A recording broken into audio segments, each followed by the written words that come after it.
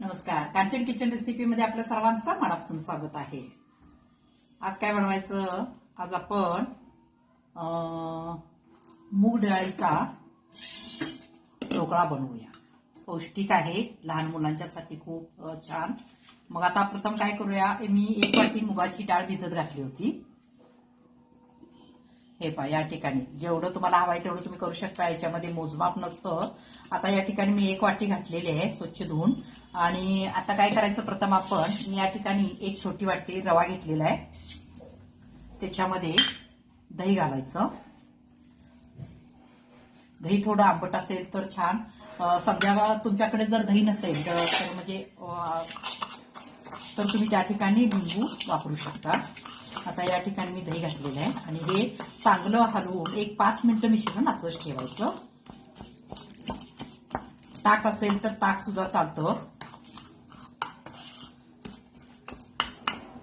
हे रव्यामध्ये मी रवा 1 वाटी घेतलेला आहे आणि दही पण माझं तेवढंच होतं. आता या ठिकाणी मोजमाप नसतं, तुम्हाला आता रवा कितपत घ्यायचा आहे किंवा दही कितपत घ्यायचं आहे हे तुमच्या आवडीनुसार तुम्ही घालू शकता. आता या ठिकाणी मी 1-5 मिनिटं हे असंच ठेवते आणि आपण मुगाची डाळ बारीक करून घेऊया पाणी घालून.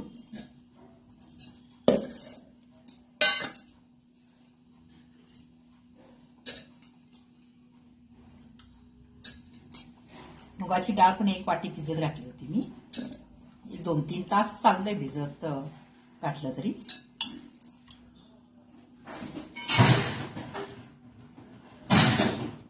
आता याच्यामध्ये काही लसणाच्या 4 पाकळ्या आणि आल्याचे एक छोटे एवढे तुकडे घेतलेले आहेत मी, ते घालायचे. लसणाच्या 4 पाकळ्या घालायच्या आणि मिरची तुमच्या आवडीनुसार. लहान मुलं असतील तर कमी घातलं तर चालेल, नाही घातलं तरी सुद्धा चालेल. ज्यांना तिखट आवडतं त्यांनी मिरची, मी या ठिकाणी 3 घातलेले आहे. आता थोडंसं पाणी घालून हे बारीक करून घ्यायचं. हे बघा, या ठिकाणी मी रवा आणि दही भिजत घातलं होतं. आता याच्यामध्ये हे मुगाची डाळ बारीक केलेली आहे ती याच्यामध्ये घालायची.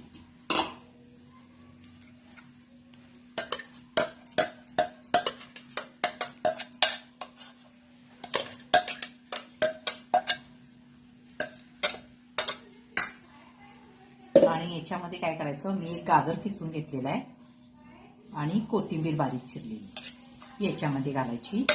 पुन्हा चवीनुसार मीठ घाला, मीठ चेक करून घाला. आणि जिरे, एक जिरे थोडी घालायची. आता हे मिश्रण चांगलं हलवून घ्यायचं.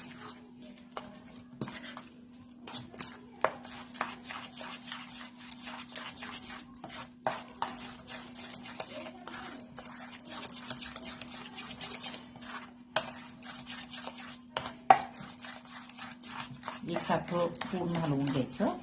आता काय करायचं, याच्यामध्ये आता थोडंसं हे पाणी मी कळगळून याच्यामध्ये घालणार आहे. हे पहा, चांगलं मिश्रण हलवून झालेलं आहे. आता त्याच्यामध्ये 1 छोटा चमचा साखर आणि मेन ह्याच्यामध्ये खाण्याचा सोडा. या ठिकाणी तुम्ही इनो वापरलं तर चालतं. त्याच्यावर थोडंसं पाणी सोडायचं. सोडा घातला की त्याच्यावर लगेच पाणी सोडायचं. तर हे चांगलं मिश्रण हलवून असंच 5 तिथं 10 मिनिटं ठेवलं तर चालेल. तुम्हाला गडबड असेल तर तुम्ही लगेच केलं तर चालेल, काय प्रॉब्लेम नाही. पण मिश्रण चांगलं हलवून घ्या. आता ह्यात रवा वगैरे आहे तो थोडा भिजलेलाच आहे अगोदर. अशा पद्धतीनं हे बॅटर तयार झालेलं आहे. आता हे असंच काय करूया, 5 ते 10 मिनिटं झाकून ठेवूया. हे पहा, आपलं मिश्रण आता हे तयार झालेलं आहे. आता काय करायचं, मी या ठिकाणी कढई ठेवलेली आहे, त्याच्यामध्ये स्टँड ठेवलेला आहे आणि आता याच्यामध्ये पाणी घालायचं.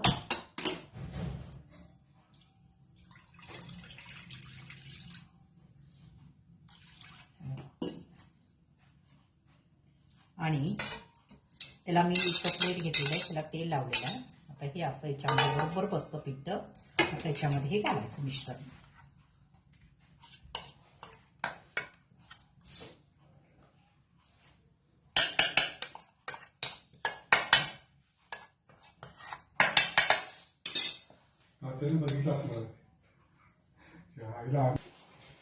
हे पहा, आता काय करायचं, ह्याच्यावर झाकण ठेवायचं आणि एक 5 मिनिटानं बघूया. वाफ जाता कामा नये अशा पद्धतीनं झाकण हे करा.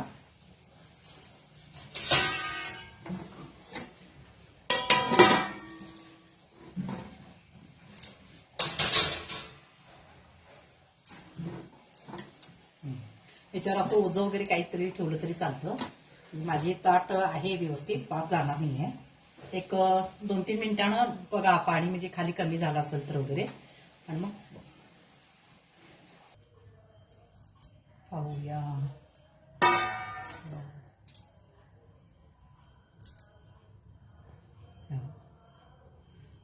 झालेला आहे आपला तयार. अजिबात चिटकत नाही. आता काय करायचं, हे काढून गार होण्यासाठी ठेवायचं आणि थोडं गार झाल्यानंतर मगच कट करायचं.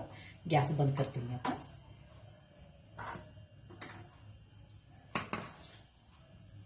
पाणी पण कमी झालेलं आहे, थोडंच राहिलंय. आता हे थंड झाल्यानंतरच आपण कट करूया. हे या ठिकाणी आता थंड झालेलं आहे थोडं, अजून आधी गरम आहे. आता आपण तडका द्यायचा आहे. मग आता या ठिकाणी मी तेल ठेवलेलं आहे.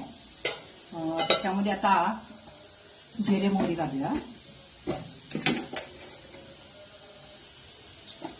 तडका द्यायचा आहे आपल्याला. मोहरी, पुन्हा त्याच्यानंतर बारीक असे अजून कट केलेले आहेत मिरची घालायची आणि कढीपत्ता.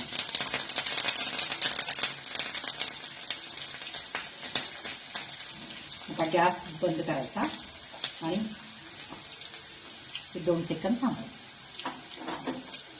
आता हा तडका त्याच्यावर घालायचा.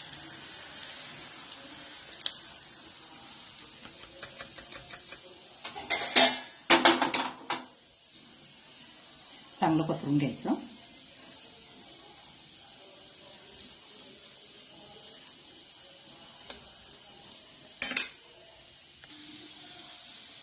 चांगलं पसरल्यानंतर त्याच्यावर घालायची कोथिंबीर. आता हे कट करून घेऊया.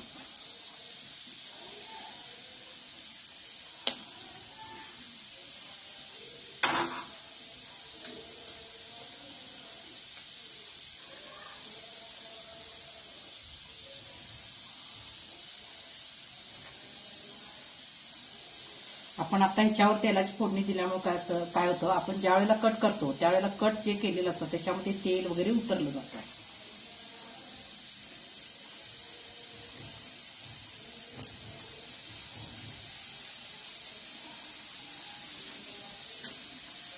पौष्टिक, मुलांना चांगला आहे. थंडीच्या दिवसामध्ये करून बघा, सोपा आहे.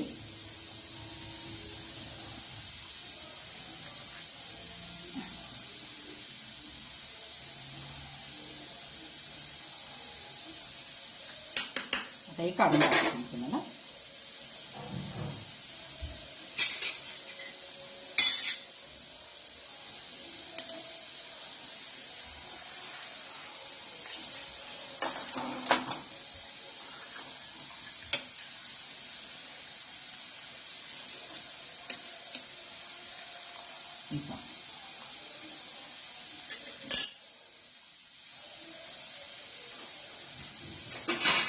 याच्यामध्ये गाजर वगैरे आहे त्यामुळं खूप टेस्टी लागतो.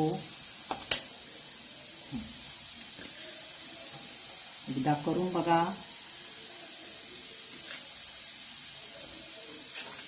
कसा झालाय बघा आपला ढोकळा. मुलांना फार आवडतो. त्यात मूग डाळ आहे, गाजर आहे. आता मी याच्या असेच प्रकारचे बरेच काही तुम्हाला रेसिपी शिकवत जाईन. आता पुढची रेसिपी तुम्हाला मी आता सांगते मी, पण कसं होतं एखादी ऑर्डर आली की ती वेगळीच रेसिपी माझी पडते. त्यामुळे मी पुढची रेसिपी तुम्हाला सांगू शकत नाहीये. काय काय माझ्या मनात असतं की ती आता पुढची रेसिपी आपण ही शिकवायची. पण ते कसं होतं, एखादी ऑर्डर आली की मग त्याच्यामध्ये ती विसरून जातं आणि मग एखाद्या दिवशी होतच नाही आहे रेसिपी माझी. सुंदर झाले ना, आतून चांगले उमलले सुद्धा. याच्यामध्ये गाजर वगैरे आहे त्यामुळं खूप टेस्टी देते, अप्रतिम लागते. करून बघा. आणि मला वाटतं तुम्ही अजून मला लाईक सबस्क्राईब केलेलं नाही आहे, अवश्य करा. धन्यवाद.